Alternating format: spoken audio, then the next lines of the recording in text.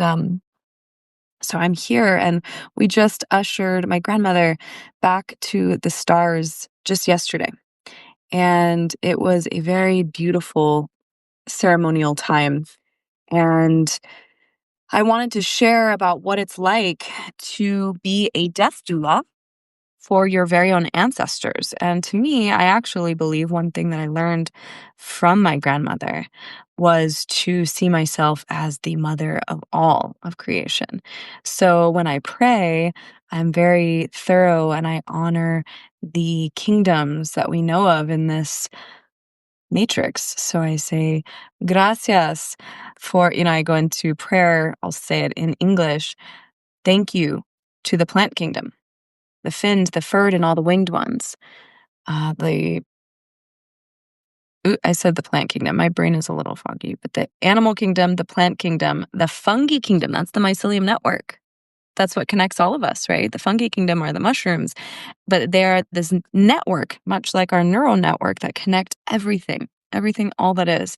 This connects even the tree system and the root systems of all plant life. So the plant kingdom, the human kingdom, all of us across all lands are connected as one family, familia. And yet oftentimes we get really into everything being about culture and kind of, as we can honor our cultures, it's really important to represent the tapestry that we all are a part of, which is creation as a whole, capital C. So I believe I also honor the mineral kingdom, the celestial kingdom, ether, and I just get very macro. And that was one thing I really did learn from my grandmother, is to really see myself as a primordial mother of all that is. And that's really beautiful. So over the last couple of months, I've taken a break here from Substack. Although I've been reading articles on here and really getting a lot of inspiration, I've taken some time to just be really present with my family and be in it with her. And so just yesterday was her last and final day in the physical vessel. And wow, the preparation that it's taken to get here, I wanted to share a little bit about to inspire you guys to, whether you are certified or not, to just show up for your families as what we like to call a doula, which is them, and there's speculation on that word even. We're very sensitive these days, and I honor language, but I also know that there's other end-of-life care is a good way to put that. And we can be certified in these things or not. I do happen to have an array of different certifications to support with somatic and holistic alternative ways of healing, of finding really deep beauty beyond the human meaning-making mind. And so I have gotten trained all over the world. I feel very grateful to have ancestors also that have been teachers, but teachers that are maybe not next of kin necessarily through bloodline, but have then become, second parents to me or mentors. And so I have an array of different backgrounds within shamanism and also more, traditional Western sort of contemplative ways of being to honor the life that's been lived here. So I don't like to get into too much of those lists because often so many of us carry things that often people know nothing about. And it's not about touting my horn. It's just that I have gotten into a lot of different training to support myself so that I know how to somatically heal from big rupture, emotional rupture, familial stuff, divorce, domestic violence. So all of these trainings have actually supported also really deep grief through loss, sudden loss. I've lost roommates to death by suicide and also overdose. People very close to me that have, died due to COVID, my father. And then beautiful ceremony yesterday was for my grandmother, which she just was so graceful in her transcendence. So there's so many different ways in which the body completes the journey here. And I believe rather that specifically in the Western side of the world, we've gotten really out of touch with ritual. So, one thing that I find to be really supportive for all of us is to come back to ceremony, come back to ritual. It can be very simple, like lighting a candle. So, I wanted to give you guys a couple of things, foods for thought, as you are facing transition. That's what this, again, blog represents, is talking about taboo topics like sex, psychedelics, death. And I really like to be one that opens up dialogue. I find that we shy away from these topics. And so I am a sacred rebel through and through. And I really like to create and carve out spaces for people to do the deep, deep, to dive into the realms that are often challenging. So thank you for joining me on this journey. And we've had some big releases, a lot of us. I know that if I'm feeling this, then so many of you, as we prepare for winter, the depths of winter really, really rattle us often, or just even this year as a whole. I am part Hispanic, but also I hold Chinese lineage. So on the Chinese calendar this year, we honored the year of the snake. And metaphorically, like always, it very much strips us back. The shedding that's come with the year of the snake has been very intense. For many of us, it's looked like a lot of loss, a lot of grief, a lot of shedding. So that looks a multitude of different ways. So if you are here and you are also experiencing or facing sudden grief, loss, I honor you. And these will be some supportive contemplations. I really like to invite people into contemplation than anything else. There's no right or wrong answers. I believe in really studying what I believe to be anima mundi, the soul of the world, or this concept of accepting all, rejecting none. There is no right or wrong way to grieve. There is no right or wrong way to do ceremony necessarily. We all are intuitive beings, and the more sovereign that we get in our awareness of our intuition, the more we can trust one another. And that's a really exciting world that I look forward to living in more so. So, a few different things to think about when you have a family member or friend or dear one next to you in transition to the other side, whether this is, again, from terminal illness, whether this is from old age, or even if this is after sudden loss that you didn't expect. These are things that you can do for the family or the friends that are close, next of kin, in the community. The five senses. Really, really thinking about the senses is very important, because during these times, often people get lost again in the human meaning making mind. So we get stuck in logistics often. We get stuck in, what do we do? What kinds of things? Or there can be apathy. There can be a lack of emotions. There can be shock that occurs. The body can go into fight or flight, so it gets stuck. So this is when you, as an ally, and this is what I hope that we all can commit to being. Those of us, it takes a village, you guys. It takes a village. So if you are one that is called on to be a leader, a light leader of this planet, which chances are, if you're here, then you are. And I am really grateful for you. And I hold a mutual bow to your journey. Just the same, I thank you. Thinking about, even if this is for yourself, but if you can do this for others in service, that's also beautiful. So the five senses, adding incense, adding a candle, bringing in essential oils. This is really going to help create a soothing atmosphere for the nervous system.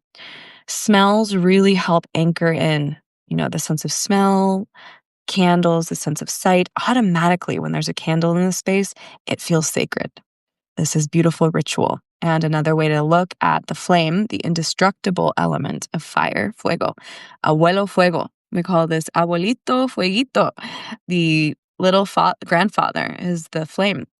We often say in shamanism, it is the microphone to the divine. So when you speak into the flame, the great spirit Here's your prayers, here's your cries, here's your contemplations, here's what's happening in the space. So adding candles, so simple. You can get tea lights, obviously with caution of where you're placing them, but candles, really, really supportive. Oils. This is something to really have on hand. I keep essential oils in my bag at all times. I often, actually, I think right now, currently, do I? In my pocket, I even have one right now.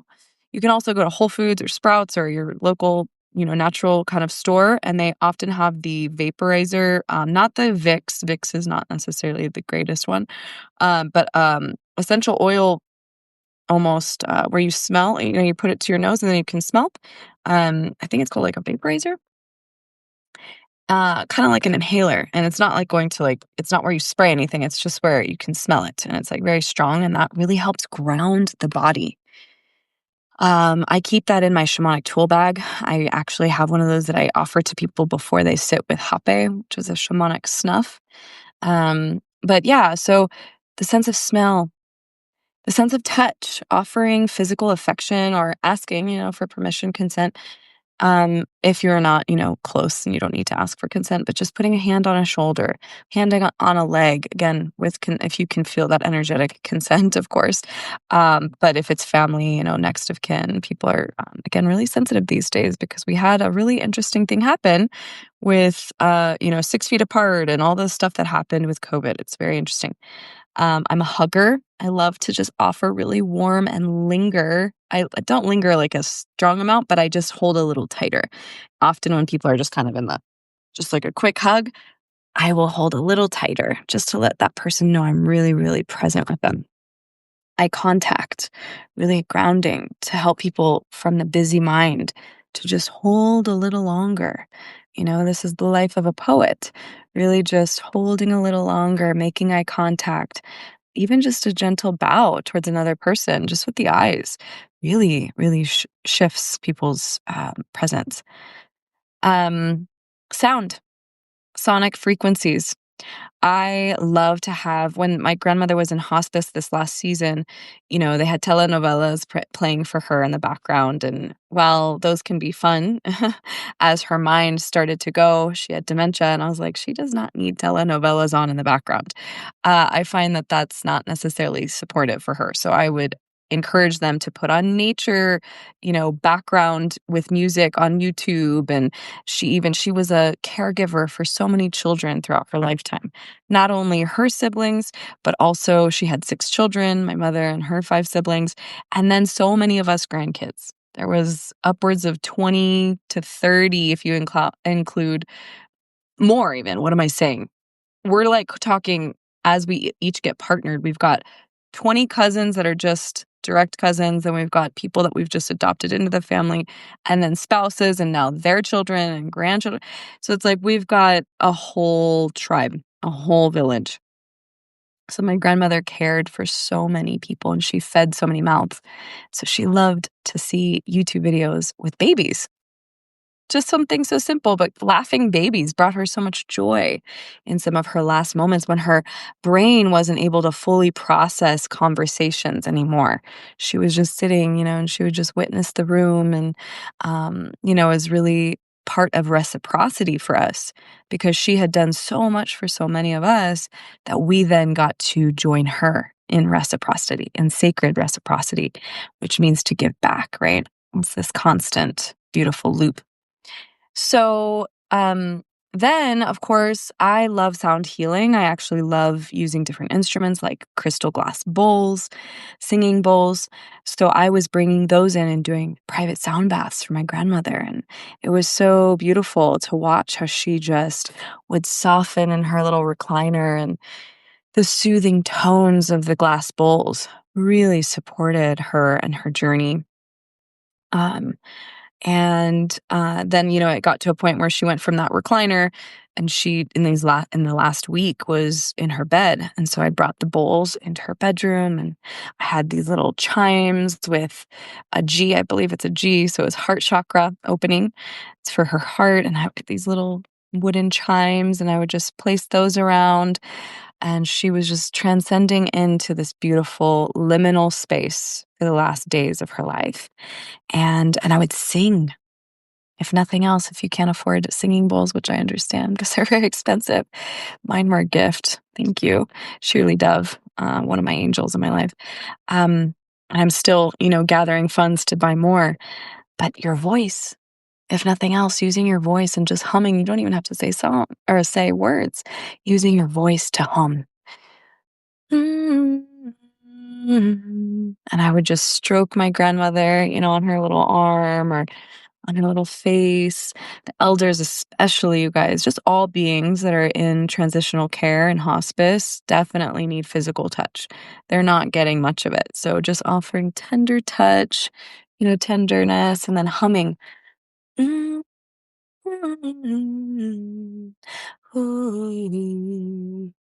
then I would bring my bowls in, and I was singing her songs in Espanol and songs that she remembered and really loved. And then towards, the last year, I was just making up songs for her and singing very specific lyrics into her space. And if you know, you know, um, I was singing Maria Sophia. The Sophiatic wisdoms, the Gnostic gospels, speak of the Shekinah, the feminine face of God, being the Sophia. So I was singing Maria de todos, Maria of all, Maria, Madre de todos, Maria, Mother of all, Maria Sophia. And I would just sing, and I was beseeching the womb, the primordial ink black void of the womb, to welcome my grandmother back in to of the infinite love. And I feel so honored to be a granddaughter that is in remembrance of such deep esoteric wisdoms, maybe even more so than she was in certain ways when it comes to theology or different rememberings. And that's okay. That's what the point is. We are the ones that we have been waiting for. Um, yeah. So these are some things that are really helpful, not only for the dying, transcending, but also for those that are in the witness of you offering these things. So oftentimes, look, guys, I've been on this path for many years now, and I got to be really honest with you, because it is almost more abnormal to be one that is supporting these roles, or supporting these tools. Um, and holding this role, it's still, even still, I feel like such a student, right? I feel like such a student of these realms. It was even tender for me to show up as a leader, because I have elders all around me. And I was like, no, I know this is what I need. So I had rose petals that I had been saving from bouquets from my beloved, that I had adorned my sound bowls with. And I had little sprinkles of rosebuds around my grandmother. And then when we found her yesterday, I did have fresh flowers, so I was able to place them all around her, and I had my rose oil. I was able to anoint her third eye and just her palms, and that way when the hospice team came and the funeral team, I was able to really create such a sacred space with the candles, the incense, and fresh flowers adorning her body that had deceased. It was so powerful. They said they were so spiritually moved coming into the space. We had a playlist of a choir playing in the background, and they walked into a ceremony. You guys, in days like today, people are walking into some really sad scenes. So this was a pattern interrupt for the team, that was coming to grab my grandmother's body and take her for the burial preparation. So it felt like an honor to be that. The other thing that you can offer is prayer. Yesterday, when my mother walked in and she felt that she had passed, she knocked on the door and was waking all, it was me and my uncle that were there. It was just three of us.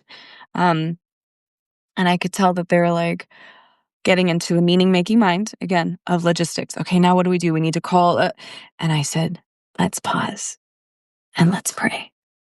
And then I just led them in a prayer, and then that softened them again into the awareness and the sacredness of this time before making calls, before, we were okay. We were okay, and I presenced the field.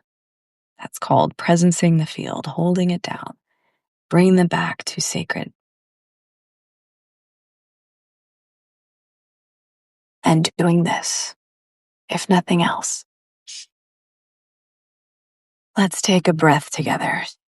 You don't even need to announce yourself. You can just calm the field by putting out your hand, grabbing a hand, and just taking a breath with people, allowing people to see. And oftentimes, when grief happens, when death happens, my belief, my awareness is that death is just an illusion. And so, one thing, part of my mission to be here is to remind people that there is no death. It's actually just an illusion. The body dies, yes, the vessel, the physical vessel, the soul suit, the jewelry case for this human, right?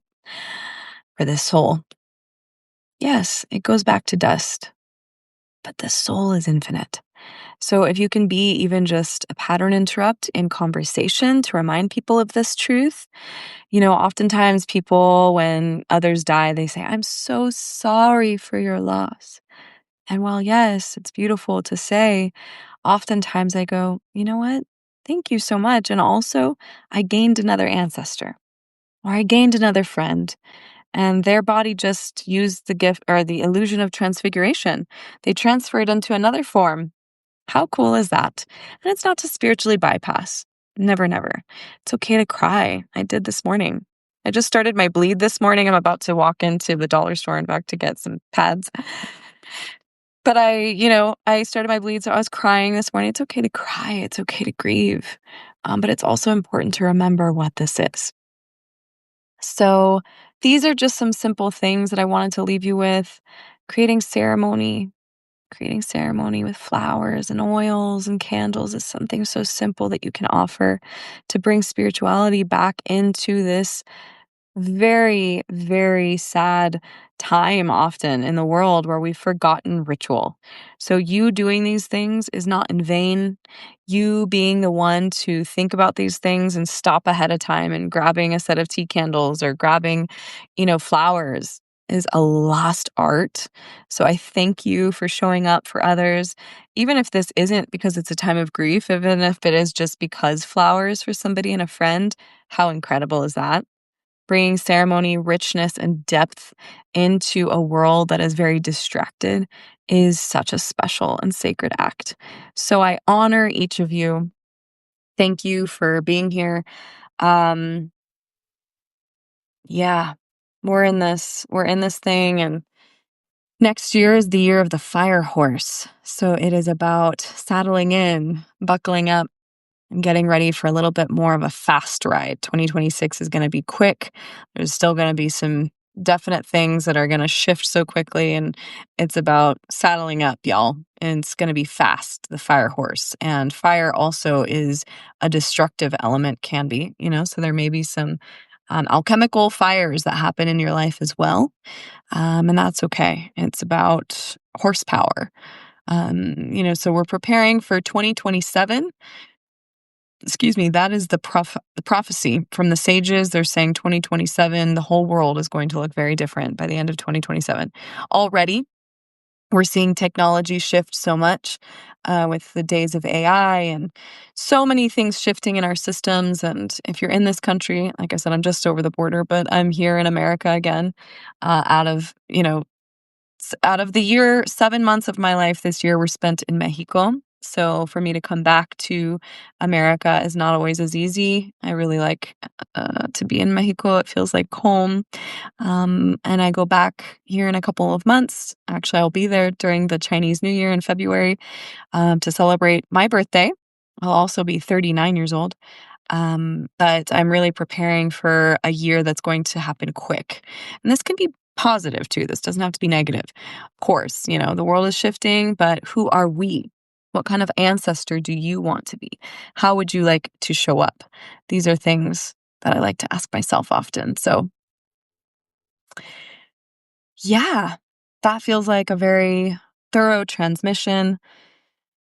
I did get a little bit of messages here that the connection was a little poor, so I hope that this did come through, and that, I will live here on my 11th hour broadcast. I appreciate you all being here. I honor you, and Be well. Feel free to message me. I also offer one-on-one support, grief counseling, and death doula as well. Work for others that are transitioning. If you feel you need support or you know someone that would like support, I do offer digital and also in-person immersions and containers through coaching and different services in this realm. So I'm here to be of service, only always donation based. And I often offer sliding scale that works for anybody. This is part of my path just to be of service. And it's not just, let me rephrase that. What an honor. And in honor of my mariachon, my nana, my abuelita mariachon, I honor her because she lived a life full of service. And to have that kind of heart in days like today is um, more rare, more rare. So I feel blessed to have been raised by a family that on either end, really, we have some incredible matriarchs that have been in just the most amazing indigenous wisdom, which is sacred reciprocity. Again, giving back. This earth gives us so much, you guys, so much. And yet, with often we're just here to take, take, take, take, take. But I am here to remind us, what can we give?